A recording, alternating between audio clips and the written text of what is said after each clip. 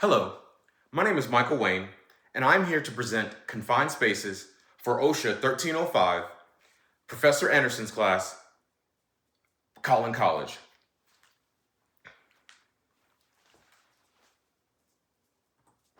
What is a confined space?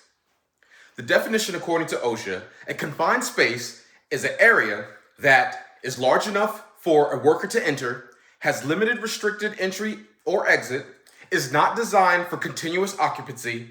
Examples include utility vaults, manholes, sewers, pipelines, storage tanks, silos, crawl spaces, and excavation vaults. Confined spaces can become deadly in seconds because hazardous atmospheres are often invincible. Every year, workers lose their lives because they enter confined spaces without proper planning. Many victims never expected the danger because oxygen deficiency and toxic gases cannot be seen or smelled.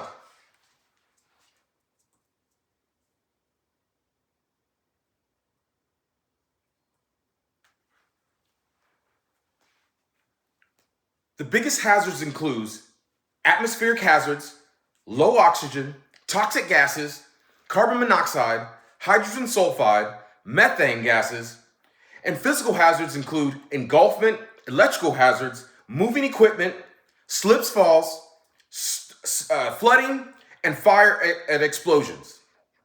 Many fatalities occur because coworkers attempt to rescue without proper equipment.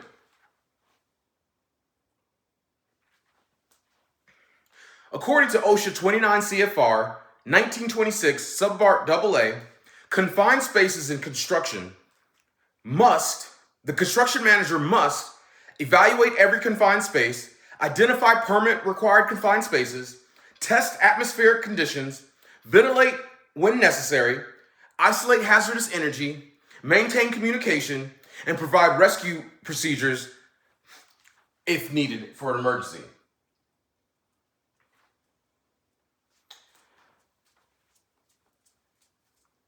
What the construction manager must do: as a construction manager, we are responsible for, before entry, identifying confined spaces, performing a job hazard analysis, determine if a permit is required, ensure atmospheric testing is completed, lock out, tag out hazardous energy, verify ventilation equipment, and ensure rescue services are available. And during entry, we must monitor air continuously, maintain communication, verify attendance, remain outside, and stop work if conditions change. And after entry, we must close the permits, document inspections, investigate any incidents, and update procedures as necessary. And stop work if we feel the work is needed or something feels unsafe. Workers entering confined spaces may need gas monitor, ventilation blower, a tripod, retrieval system, full body harness, respirator when required, a hard hat, safety glasses, gloves, protective clothing, and radios. The manager must inspect all equipment before every day's journey starts and before work can begin.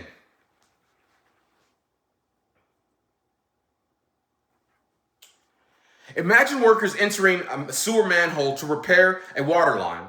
The crew skips the atmospheric testing because the repair is expected to take only 5 minutes.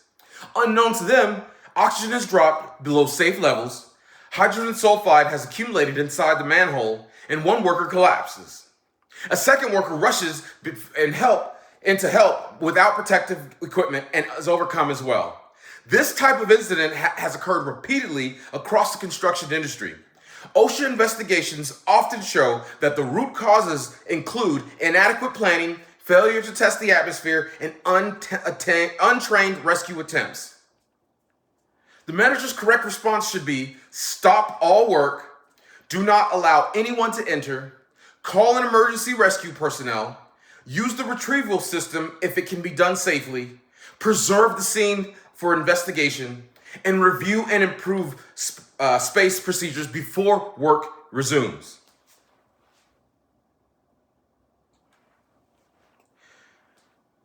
Best practices are: construction managers should conduct daily hazard assessments, inspect confined spaces before entry, hold toolbox talks, review emergency procedures, verify rescue plans, train every worker annually, maintain accurate documentation, and empower workers to stop unsafe work if something doesn't feel right.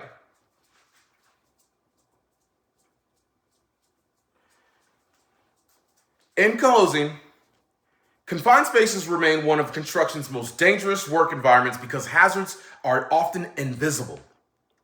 As construction managers, our responsibility goes beyond meeting OSHA's requirements. We must identify hazards before work begins, ensure every worker is trained, verify that atmospheric testing and rescue plans are in place, and stop work whenever conditions become unsafe. Stop planning communication and enforcing saves lives. Strong planning and communication and enforcement saves lives. Over my 20 years of Air Force experience, one lesson that I've learned throughout my career is that safety starts with leadership and management. Workers follow the example set by their supervisor. As a future construction manager, our job is to make sure every employee has the training, equipment, and authority to go home safely every day and return back to the job site for another day of work the next day. That is the conclusion of my presentation. Thank you for your time.